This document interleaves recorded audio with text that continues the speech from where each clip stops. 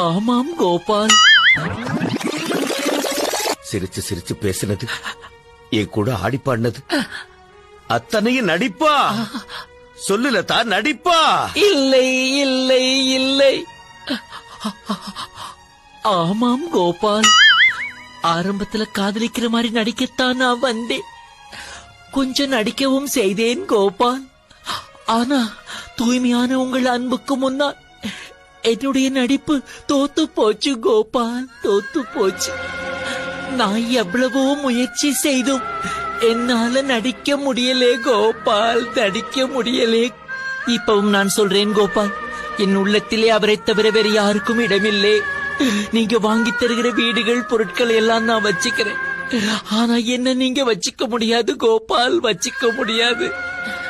அடுத்த ஜென்மத்தில் நீங்க எப்ப வந்தாலும் சரி, எப்படி வந்தாலும் சரி, உங்களுக்காக